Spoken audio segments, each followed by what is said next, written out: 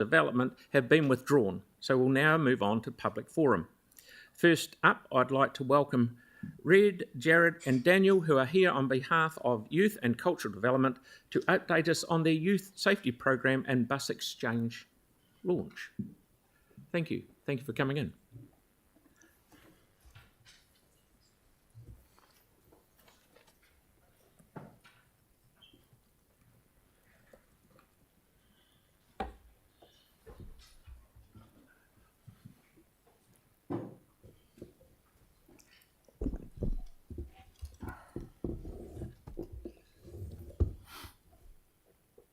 Far away, it's not as scary as you think. Kia ora, I'm Jared from Youth Culture and Development, aka YCD, leading the Fresh Outreach Project. Kia ora, I'm Red, team leader for the Fresh Outreach Project and youth coordinator, events coordinator for YCD. Kia ora, Daniel Mataki Jr., youth worker from YCD and also DJ as part of our Fresh events.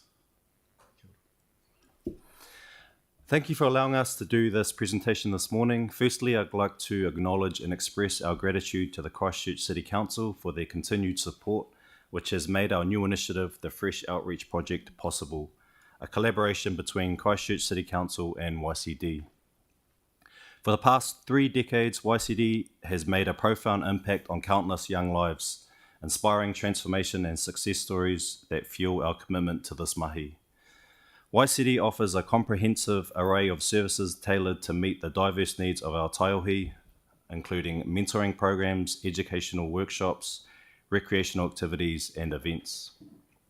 A key element of our success has been our strong collaboration with the Christchurch City Council. This partnership has enabled us to expand our reach and resources, ensuring that more taiohi can benefit from our programs. Earlier this year, YCD were fortunate enough to receive Better Off funding from Christchurch City Council, which has allowed us to deliver this new initiative for the next 3 years. A big part of the Fresh Outreach Project is a new youth hub at the Christchurch Bus Exchange called the Igloo. The Igloo is an accessible space that the council has provided for taiohi who may feel anxious or fearful of using the bus exchange. It is an inclusive space where taiohi can connect with youth workers who can offer support and guidance around their needs.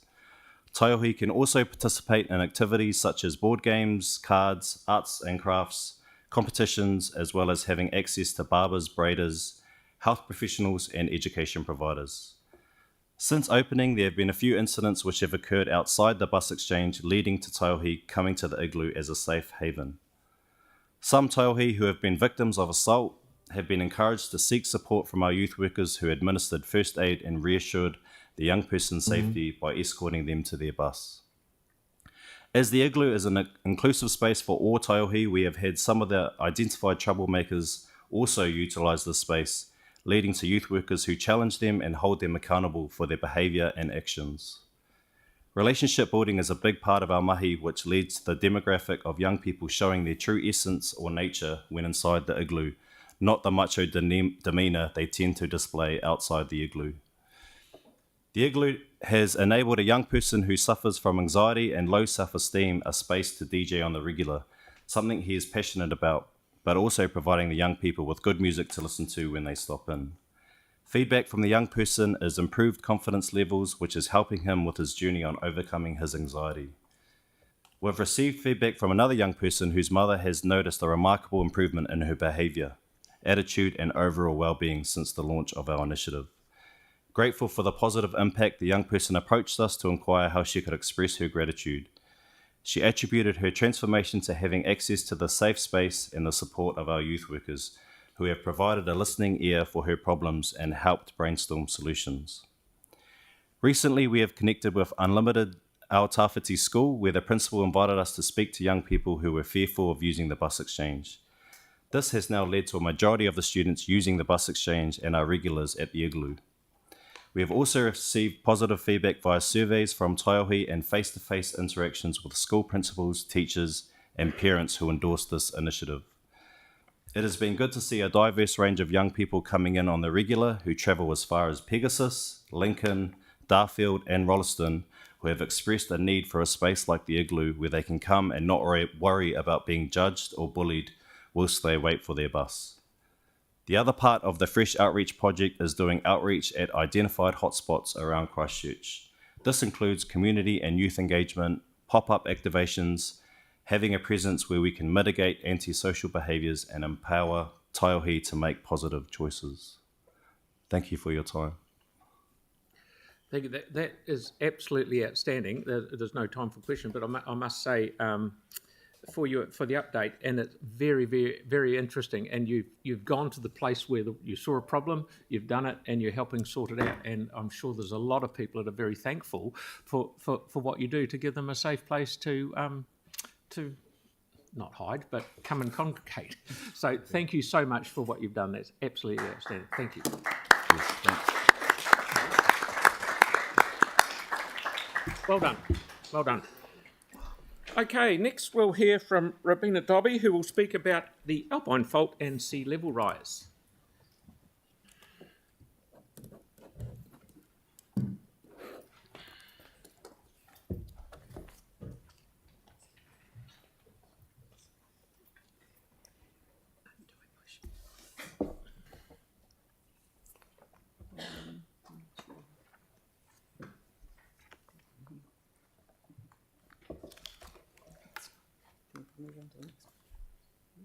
Yeah, that's it. Oh, oops. How do you go back? Don't worry, we won't log you. Is that okay? Okay. Right, I'm running out of time already. I'm here to talk about sea level rise versus the Alpine fault. And my background is in geology, meteorology and climate, funnily enough. And I'd just like to race through here for you for a start off. The Alpine fault has a remarkably regular history of rupturing, which is quite unusual. And it also, the magnitude of an earthquake is related to the length of the fault on which it occurs, and the Alpine fault is a long one. It will be, when it strikes, one of New Zealand's biggest earthquakes. It'll be the biggest one that any of us have felt. There's a 75% chance that it will rupture before 2070.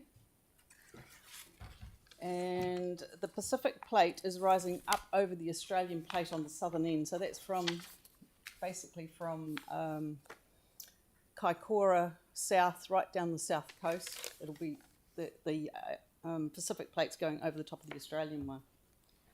The longer it goes, in 2007 they were saying that it would rupture in the next 1 to 20 years, which is pretty soon. The longer it goes without rupture, the bigger it will be and the worse its consequences. The Alpine fault is going to be more damaging for the plains than some areas closer to the fault. And the reason for that is because the land is susceptible. As you can see on the map there, the most vulnerable, susceptible land is where the city has actually been built. If you look at the simulation here, you can see that Christchurch is going to get impacted quite dramatically. There will also be impact on electricity and infrastructure, and I dispute some of what's come out about that, but I haven't got time to talk about it today. Facts versus modelling. Next one. Keep going. Yeah, the red line there shows modelling, and the blue and the green down the bottom behind Tim is the actuals. I'll refer to one comment here. All models are wrong, but some are useful, and that's by a New Zealand scientist. And when I heard him speaking about it, he actually said that it sounded as though it was a familiar comment from other scientists as well. Anyway, the next slide is sea level rise. This is Port Lyttelton, and this is the last 100 years. This is the rise that they've had, and it's a 0.3048 rise. The next slide shows Stats New Zealand, and they were showing a 0.224 metre rise over 100 years. The next slide's NIWA, where there was a 0.5 predicted rise by 2095. And this slide is Reserve Bank of New Zealand's predictions with the 2093 a 0.5 metre rise. The worst case scenario is 0.5 by 2072, although you will note down the bottom there it says low confidence, so they don't think that that's really that likely. When the Alpine fault slips, the eastern side of it will move upwards. They're expecting a 3 metre rise upwards. And you can see this is looking from Blenheim towards Kaikoura. That was where the fault line went through, and you can see the land came up on the southern side. So that's in line with what I'm talking about here. So the next slide, where to focus. We've got the Alpine fault, remarkably regular rupturing, and you can see how regular it is up on that slide on the left there. 75% probability that it will happen by 2070, a 3 metre land uplift, 82%, an 8+ fault, so the biggest fault we've ever had that we can recall. Sea level rise, it's modelling, it's done by the IPCC, which is a non-accountable organisation internationally. It's a prediction, it's 0.5 metre by 2093, and low confidence that that will be achieved by 2070. Insignificant impact, this is the civil defence figures, insignificant and minor, as opposed to the Alpine fault where it's moderate to catastrophic. Deaths may happen with the Alpine fault, and it's highly likely they will if people aren't prepared. Gumboots are likely for sea level rise. Next one. So you're paying experts, and I just want to point out to you the experts that you're paying for. This is IPCC adjusted data, so the data is adjusted internationally.